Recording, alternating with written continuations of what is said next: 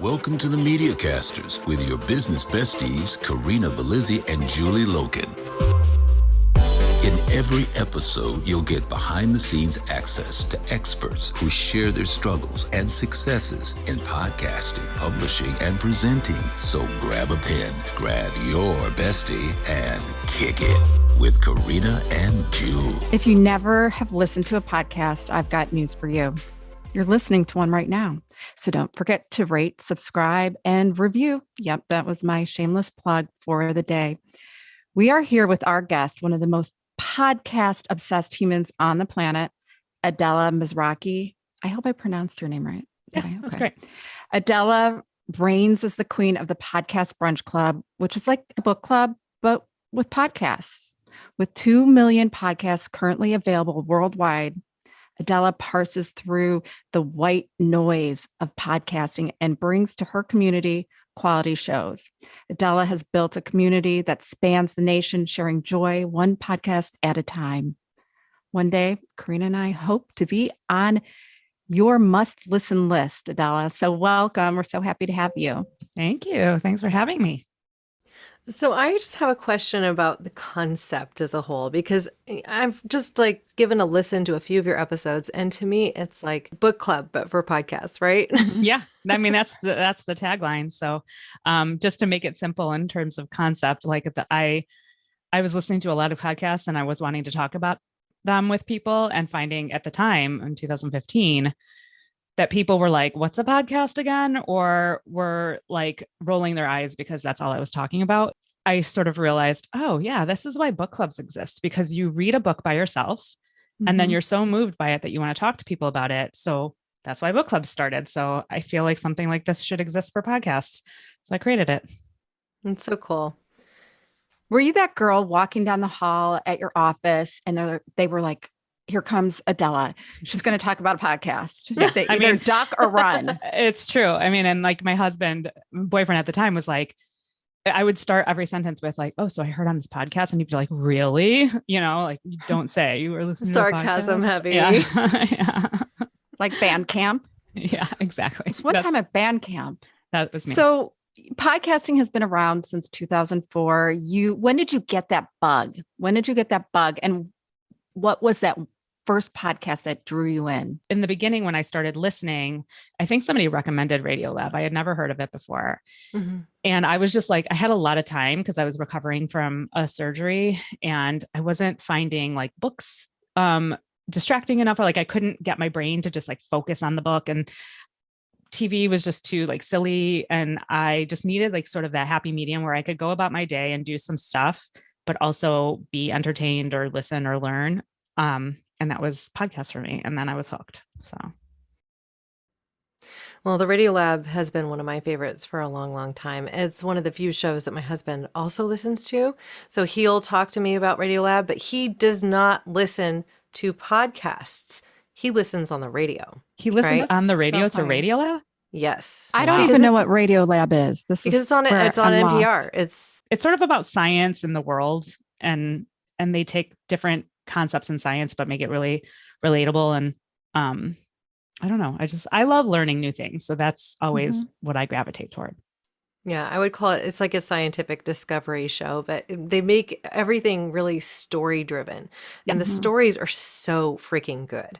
So it's like when you have, let's say, the giant of National Public Radio behind you, you can spend a lot of time in production and tell some really, really interesting stories. I also love The Hidden Brain. Such a good show. Very good. Yeah. The psychology is like really fascinating. So they do a good job of, again, storytelling. I think like a lot of the podcasts I love are storytelling, story driven, but nonfiction. I'm not into radio dramas or audio fiction as much as I know some people are, but yeah. How many hours a day do you spend listening to podcasts? Honestly, it totally depends. Like lately it's been less because I've been so busy with other stuff. A lot of our curation now happens like our guests curate, like a member of a Podcast Brunch Club will curate a list.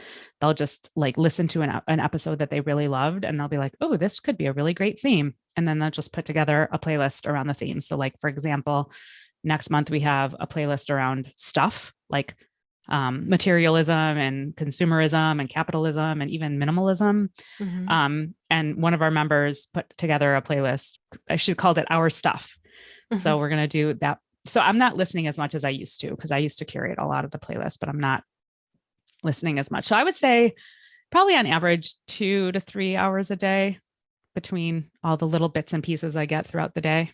I would still say that is like a hyper user, right? Like I think the average podcast listener might listen to a few hours a week, and you're doing that in a day. I think I'm in your camp. So yeah. I mean, I'm like, if I'm brushing my teeth, if I'm in the shower, if I'm washing the dishes, if I'm doing my laundry, if I'm walking about the house, watering my plants, if I'm going for a walk around the neighborhood, I've got a podcast in my ears. So just, even if it's just like my little things I have to do during the day, and I just have like my headphones in, that accumulates to 2 to 3 hours a day, I would say. what podcast do you listen to that you're like, oh my God, they have a new episode out on Monday at this time and I'm listening? I am not one of those people who like is super dedicated to the schedule. That I know that a lot of podcasters get the advice that you should put a play, or, you should have a schedule, like every Tuesday at this time, you're releasing an episode. I'm not one of those listeners who is waiting and like, hey, they haven't released their episode. I just have it go to the bottom. Like every subscription I have goes to the bottom of my queue. So it just sort of builds up, and I'll get to it sometimes months later. So I don't usually listen as they're released. I love that. I like crime junkies. Yeah. That's There's my so many true crime podcasts out there. There Well, are. true crime was my entry into podcasts because I was a traditional radio listener. And then I finally got ready to listen to My Favorite Murder after years of my friends telling me I needed to. And it was just too close for comfort for me because I had lost a friend to murder in recent past. And so I was like, not ready. And I was finally ready in November of 2020 and listened to 400 episodes over the course of like 2 months, I think. So Wait, just kind of binge worthy. That was your entry to true crime or entry to podcasts? To podcasts. Everything else I listened to was terrestrial before, or downloads directly from NPR. Wow. Yeah. Nice. And so really not that never long looked ago. back. Nope, Wow. never look back. Like my first podcast I launched in January of last year. It kind of was this like belief that came from, listening to something like My Favorite Murder. It's like, oh, well, if they could do it, I could do it. And I have a lot to say about social impact and sustainability. So I'm going to create a show around that. And I did. So it's like, after a year of doing it, it still feels really fresh and exciting to record new episodes and connect with people about the topics I want to cover. So that feels really good. And, there are a lot of podcasts in the space that tell similar stories, but differently. And I feel good about taking a different take on the conversations. So it's been a really rewarding process. And I imagine you're rewarded equally for just doing this whole podcast brunch theme too. Yeah. I mean, for me, it has become, and I'm sure this is similar for you, but it's about like the community and the relationships that come out of it. I'm not creating a podcast for your listeners who aren't aware. Podcast Brunch Club is basically a listener community. So not to say that podcast creators are not invited. They are, and they do participate, but it's more about like putting your listener hat on, listening to 5 episodes a month on a theme, and then gathering in local chapters to talk about it, oftentimes in person. We also have a virtual chapter, but it started because of the podcast, because I loved podcasts and I just wanted to talk about them. And at the time, like I said, not a lot of people really knew what podcasts were. I mean, it was 2015, so it wasn't like that early in the whole podcast timeline, but it was sort of early enough that, people have maybe heard about Serial, and then, but still it wasn't super, super popular. Now it seems like everybody and their mother, especially all the celebrities, have a podcast. So now everybody knows what a podcast is. But I just wanted to find people to talk about it with that wouldn't like roll their eyes at me when I would talk about a podcast. But if it was just that I would have probably not continued doing Podcast Brunch Club, just because it's a lot of work. We have over 50 chapters across 5 continents, Wow. like so many time zones and different, I love it, but it's a lot of work. And we release a playlist once a month, and all the stuff that goes along with a project like this. You guys know all the social media, the website, the conferences, the this, the that. And I love it. But if it was just about the podcast, I would not be doing it. It is 100% about the people and the community, and knowing that I'm creating like a world where people who would not have otherwise had a chance to meet are meeting and talking about things they probably would not have talked about otherwise. Like we're not gathering to talk about the weather in Chicago. We all know it's crap, like Yes. we don't need to talk about it. Hands raised. We're just getting, like, this month we got together and talked about a playlist called Love Reconstructed. And, there were different episodes about different conceptions of love. We were talking about asexuality and polygamy, not something you would normally talk to like people you've never met before about.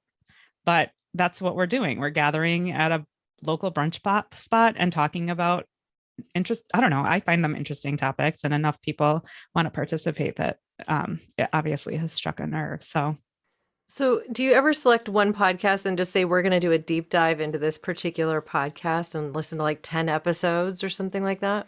We did that once, and it was hit or miss. I mean, obviously we have so many chapters and so many members that like you can't make everybody happy every month, right? Like some people are like, space, I don't want to talk about space. And, the other half of the people are like, ooh, space, So we did a true crime one, but it wasn't like a murdery one. We did one around art theft. It was Last Scene. Did you guys hear? You guys remember that one? It was a couple years ago. It was about an art heist in Boston at the Gardner Museum that I don't think it had ever been solved, or maybe recently has been solved. But so we did do that once. I've heard that story. No, that's fascinating. What fascinates me is that you're doing all of this for all of these people. 50 chapters, 5 continents. 5 continents. I mean, that's so incredible. Is this just a passion project, or is this something more? Yeah. So it's a passion project. I mean, I have a day job. What do you do? What's your day job? So I work at Northwestern University Medical School, Mm-hmm. and I do communications for their Institute for Public Health and Medicine.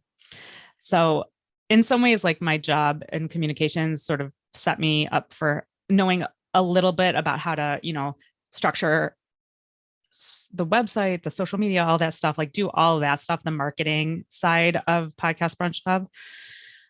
So yeah, I mean, it's a passion project, but I am sort of monetizing it in a minor way by just advertising, sponsorships, things like that. How did you start growing the community? Because so many, I know of our listeners, they're entrepreneurs, podcasters, authors, speakers, and they would love to have a community like you've done. You've done this, you had this passion and you grew it not for monetization, just because you believe in what you're doing. Where would you start if someone listening would like to grow their community? I mean, the way I started was I think I just kind of got lucky. Like I hit upon a good idea and it struck a chord at the right time. It was post serial. So people were starting to get into podcasts, didn't really know what to listen to. Podcast Brunch Club sort of does the work for you by just giving you 5 episodes to listen to a month. It's not a big ask. It's not like a book club where you're asked to spend, hours and hours and hours reading a book, that you may not like in the end, with podcasts, spending 45 minutes on a podcast that you might not like is not as big of an ask. So in some ways, I think it was sort of luck and serendipity in terms of timing. But community building is a whole thing in and of itself that I think requires a lot more digging into in terms of what works and what doesn't. They say something like 1,000 true fans is the way to go in terms of like, don't focus on like millions and millions of people, but find your like true champions. A movement really just needs 2 people. And I often say, like, when people approach me about starting a new Podcast Brunch Club chapter, well, first of all, I would say to anybody who is interested in starting a community is like, you have to put it out there, like you can't just be like, I have this idea in my head, but it's not anywhere that anybody could find. It's only like lives in my head. No, you got to start a website. You got to start a Twitter account. You got to like kind of go through the whole thing. And I would also tell people not to be too afraid. Like you do not have to have a perfect thing ready to go if you launch. Just like launch it, know it might fail, and be okay with it. Like if it's not going to fail, you can pivot, you can sort of reimagine it. You'll get your couple a couple true fans, and they'll tell you what works and what doesn't work, and you can sort of pivot around that. So I would just say like perfect is the enemy of the good in terms of some people just want to have the perfect thing to launch before, they put it out into the world. And it's because it's scary. It's like putting your baby out into the world. You got to have a thick skin and just don't have too many expectations. Be willing to listen and open your ears and listen to what people say. Think about pivoting if you need to, but if you are, don't like veer off your mission. Like if there's a thing that you really love, and a vision you really have, don't change that because people are, because you need to love it. Something that brings you a lot of joy, you try and put it out into the world for others to enjoy, and it sort of kills the joy. I mean, there have been times where I'm like, I cannot listen to another podcast, I can't do it because it's a chore sometimes now, because I'm like, oh, I have to put that playlist out. Like now it becomes work. And as soon as it becomes work, it sort of kills the joy a little bit. Well, that's where you're leveraging your community to help you build the lists, right? Exactly. Yes, exactly. Like find ways for that community to help you, put it out there, say like, hey, I need help with social media. Does anybody want to help me? Just because you're a nice person and you believe in the same thing that I believe in. So leveraging your community is also really a great idea. Yeah. Well, what I love about what you're doing is you're helping people discover shows. And it's just, it's so hard when you are going out there as a podcaster. You might be spending a lot of time, energy, effort, and even money on producing your show. And it's challenging to get in front of new people. So I was just taking a look at your Apple Podcast feed, and you've got 100 episodes up on Podcast Brunch Club's site. Or on your Apple Podcast feed, but it's like showing you specifically, 4-minute listens that kind of goes through what you're going to be covering that month, right? Mm-hmm. Yeah. So what you're looking at right now is my podcast. And so like, I'm not really actually doing that much. I used to have a podcast that was like longer. They were longer episodes if you go back into the queue. Yeah, I see that too. Mm-hmm. Yeah. And that's where I would had a co-host, and we would take the monthly theme and the episodes that we listened to and just talk about it. We would do like a mini podcast brunch club, but like on a microphone and recorded and then put it out there. And ladies, it's a lot of work to do a podcast. I don't think that I have to tell you. Even just a podcast about podcasts that you're trying to review. It's a lot of work. Yeah. It's a lot of work. And you don't need to tell us. You really don't need to I don't need to tell you. And I'm sure I don't need to tell your listeners either, but it's a lot of work. I mean, anything that you want to do in the world that like is for other people, right? Like it's a lot of work. So I just decided honestly that I was like, I don't think this is actually giving me the return on investment that I need. Like I already have the community. For me, the thing that I'm putting out there is the playlist. So if you go to the Podcast Brunch Club website and look at our listening lists, that's sort of like the meat of what I'm putting out into the world, where it's like a curated playlist every month. The episodes that we're listening to, like I create like a Spotify playlist, I create a listen notes playlist. There's other services that you can then take just so that you don't have to hunt and peck for every single podcast on your player of choice. You can just go to this one list and then immediately download them to your player of choice. So I wouldn't say that the Podcast Brunch Club podcast is the best place to see what we've been doing. It's probably the website. Okay. Well, I did the wrong research then, but it was still very helpful, and it helped me discover some other podcasts. So I've just gone to the site, and I will say you have what it says 3,703 Facebook group members, 52 chapters, 15 countries, 5 continents, for a total of 5,708 members. So that's a burgeoning community, and it seems like it's growing. That's great. Yeah. Thank you. And I don't think I've updated those numbers in a while. So that's probably, okay. So it's probably even more. That's great. Yeah. No. And I was also looking at this Love Reconstructed one in particular, because I'm very curious about what it must be like, especially for people that are living in romance today. I mean, I have been with the same man for, 2 decades at this point. We're not looking around, we're not doing that. But my little sister is currently dating, and so she's sharing with me all of the new things about dating in today's world. Every guy that she's dating, she has met online. And I'm like, this was the rarity back when I was, last in the dating fold. I knew my husband for years just from being in social circles together. And yes, I did some dating on, even if people remember, Friendster, but back in the day when social media was new. Yeah. What is your biggest turnoff? What is like your non-negotiable for podcasts? So, I mean, listen, I'm going to say this, and I really want people to take this with a grain of salt, that I am one person. I am not by any stretch of the imagination talking for every member that is part of Podcast Brunch Club. This is just me saying that I do not love podcasts that are like, if you have the word random in your episode or your show description, or like everything under the sun in your show description, I'm not into it. Like I need there to be a focus to a podcast. Like I need to kind of know what I'm getting into. Mm-hmm. I don't want just like two best friends talking about random things. You know what I mean? Unless I know those two friends, I'm not going to listen, if that makes sense. But again, I am not speaking for everybody. I am one person who, has an opinion. There has to be a purpose to you listening.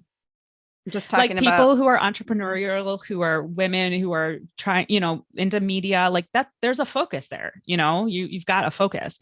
I'm talking about like two best friends being like, we're just going to talk about what's happening in Ukraine right now. And then like the next episode, we're going to talk about breeds of dogs or whatever, like way too much variation in the no, I know what you mean. Yeah. I have even heard that I may have cast the net too broad with something that covers both social impact and sustainability for my first podcast.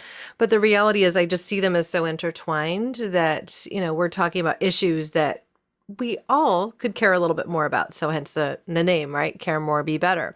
With this show, 4 months ago, we were called something else. We started off as femcasters, really working to elevate the voices of women, and then discovered that in our community build, the community build itself changed our focus in a way, because where we were, really hyper-focused on a particular type of story, we were finding that there were more stories that needed to be told from within the community we were building.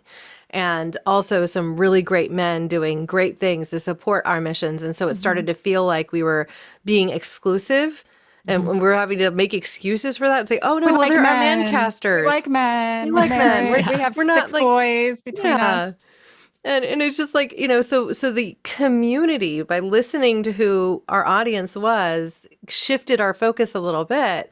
And I think it's important to acknowledge that. Like sometimes your brand, when you develop a brand, when you go out and say, this is what my brand is going to be, your audience can actually shift what it is. And the community you build can actually shift what it is. In your case, you actually saw that the community was additive. You didn't have to do all of this stuff on your own. You didn't have to go it alone. There was 5,000 people or more out there that cared about the same thing, that you could just really harness their energy too and honor what they want to listen to.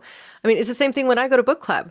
We kind of rotate who chooses what book we might want to read, right? Exactly. Right. And like I said, I have a very specific opinion about podcasts. And if I was putting together the podcast playlist every month, like a lot of podcasts would be left out. And that's like, I don't want to leave podcasts out. I don't particularly love them, so don't want to put them on the playlist, but that doesn't mean other people don't want to listen to them.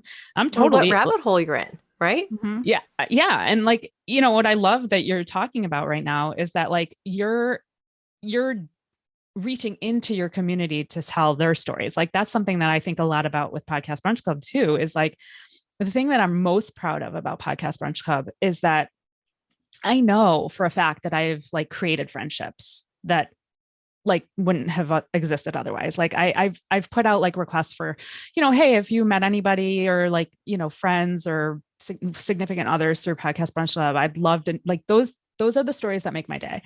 And somebody sent me a response saying like, I didn't meet one person. Like I've met all of my people. Like every single person I know now in Cleveland is because of Podcast Brunch Club. Like I lived with one of them for 2 years. I traveled around Europe with a couple of them, a couple summers ago. Wow. And then I've heard from other people like, oh, I'm a part of the San Francisco chapter and I'm moving to Cape Town. Do you have a chapter there? Because I made all of my friends in San Francisco through Podcast Brunch Club and I'm going to need a way to make new friends in Cape Town. And I can say, actually, yeah, we do have a chapter in Cape Town. Let me put you in touch with them. And so like, that's the thing that like gets me super, super excited. And I would love to start like finding ways to tell those stories more. So like, I love that you're reaching into your community to tell the stories of the people that are in your community, rather than like bringing in all the experts from the outside and like having them speak at your community. What you're doing is you're like having your community become like a circle and they're talking to each other. Okay, we're going back to our Chris Krimitsos episode right here, aren't we, Julie? Okay. Mm-hmm. Yeah. I mean, he said the same thing about building Podfest. Chris and I have talked about this so many times. And that's why I love what he's doing too, is like, he does such a good job with Podfest. And I wouldn't call myself an extrovert by any stretch, but he does such a good job of creating opportunities for people to talk in ways that is organic and not like this forced thing. You know, that's the thing about, I think that a lot of people like about Podcast Brunch Club too, is that it's not like, people want a chance to connect with other people authentically. They don't, I personally hate networking events. Like if you call it a networking event, I don't want to go to it because then it's transactional. I have to go there and be like, hi, I'm Adela. Like I started Podcast Brunch Club, and I have to start looking at the other person being like, what can you give me? What do I want from you? Or they're looking at me being like, what can I get from you? Or, you know, like, it's sort of like this transactional thing. It's like a dating, you know, event. Like it's sort of transactional. It doesn't feel great. It doesn't feel like a real authentic interaction. And so Podcast Brunch Club sort of does this thing where like, it's like a friend event, like you're making new connections, but there's a really specific reason we're getting together. We're talking about this set of podcasts. We all already have listened. So we're all sort of coming from the same jumping off point, and we can talk like authentically. And I think Chris does such a good job at Podfest of trying to create those scenarios where people are talking authentically and not just pitching each other, you know? And when you're having very deep conversations that go beyond just how, you know, as you said, how's the weather, and you're getting to know people at different levels. And that is the magic of building a vibrant community, when you are able to get the community off and running and they can do it without you. And behind the scenes, all those beautiful interactions. I love that. Did you start on Meetup like Chris did as well? I let each chapter sort of operate the way that they want to. I say, like, you can, if you are comfortable on Facebook, start it on Facebook. If you just want to do it by email, do it on email. That's fine. Because Meetup it charges now, I just say like, hey, you can start it on Meetup. It's a great way to get new people, but you have to pay for it. Like I can't pay for every single, I can't pay for 50 meetups. It would be cost prohibitive. So I actually did. I've had the Chicago chapter for 7 years, and just recently decided, you know what, I need some fresh blood into the Podcast Brunch Club Chicago group. So I'm going to put it on Meetup for like 6 to 12 months, pay for it, and then I'm going to get off and try and convert everybody to email again. Okay, so where do you meet typically for your brunch? Because I'm a brunch kind of girl. Yeah, so we sort of cycle around. We have done, Chicago. So we've gone to Irving Park, Old Irving Park area. We've done Lakeview, Lincoln Park. I remember we went to Southport and Irving. It's called Park and Port or something like that. Brunch place in Lakeview. So we cycle around. Other chapters do it differently. Some of them are like, we don't like brunch. We want to do happy hour. That's fine. Do happy hour. Some of them are actually, surprisingly, a couple of them are doing potlucks at their house. Wow. Where they're inviting strangers to their house to bring food. I think that stopped during COVID, but I know Cleveland was doing it. New York City was doing it. Laramie, Wyoming was doing it. So. Well, I just joined your Santa Cruz chapter as we're speaking right now. I didn't realize you had one. So I looked and I'm like, Santa Cruz, California, I'm right here. Nice. Great. So hopefully I can meet some of the crew in person and be a part of that as well. I'm sure they'll go to Chaminade eventually. Chaminade. I love it. Okay. So you're amazing. I'm going to join the Chicago chapter. I love this. I love to get to know. I love building relationships with people who love the same things I do. And obviously we're all obsessed with podcasts. So at the end of every episode, we ask our guests to say 2 words. Ooh. What are those 2 words? Can I think about it for a second? Okay. So I'll create them. Did I scare you? No. Community. Oh. See, she interpreted it. I love this. Yes. Go. We like this. And experiences. Ooh. I kind of like this question better than our regular question, Corinna. Community and experiences with Adela. And then we ask our guests to say, kick it. Kick it. Let's Kick kick it. it. Let's kick sorry. it. Sorry. Do it again. Let's kick it. Yes. Woo. Let's kick it. Thanks, girl. Thanks for listening to another episode of The Media Casters. You can keep this conversation going and kick it with Corinna and Jules in live office hours each week. Visit themediacasters.mn.co to sign up. And don't forget to rate, review, and subscribe whenever you listen. Let's kick it.